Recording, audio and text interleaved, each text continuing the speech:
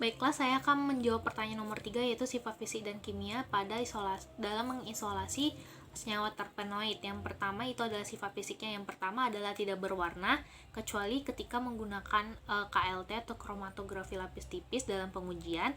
Lalu yang kedua adalah dia itu larut dalam pelarut organik dan tidak larut dalam pelarut yang polar, dimana seperti yang kita ketahui bahwasanya terpenoid itu merupakan senyawa yang non polar.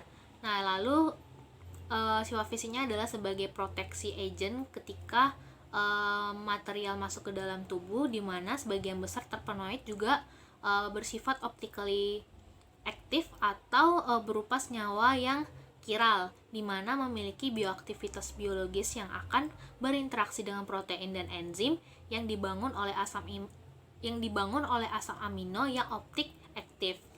Lalu protein menjadi sasaran terpenoid untuk bekerja di dalam air, di mana terpenoid akan berinteraksi dengan protein karena gugus fungsi yang tersubstitusi pada cincin terpenoidnya. Lalu selanjutnya adalah bersifat volatil di alam dan memiliki titik didih 150-180 yang dimana itu merupakan titik didih yang melewati titik didih air. Lalu physically-nya adalah cair, namun dapat berubah menjadi uap, tapi dia tetap volatil. Itu sama halnya seperti parfum.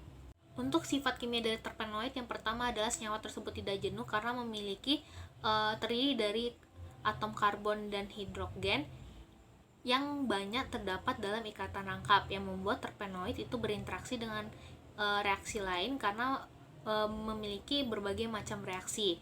Contohnya adalah ketika awalnya itu adalah alkena, itu akan berubah menjadi alkohol berubah menjadi aldehid berubah menjadi keton, dan keton berubah menjadi asam karboksilat. Lalu yang kedua adalah bisa mengalami adisi terhadap senyawa hidrogen, halogen, dan asam halogen yang membentuk suatu produk adisi. Lalu yang selanjutnya adalah bisa mengalami polimerisasi dan dehidrogenase pada cincin yang bisa berpolimer membentuk suatu senyawa yang besar. Lalu terpenoid juga dapat terdekomposisi pada suhu yang panas, yang dapat menyebabkan isopren yang terdapat pada cincin terpenoid itu akan terbuka dan terurai menghasilkan suatu unit pembentuknya, yaitu isopren.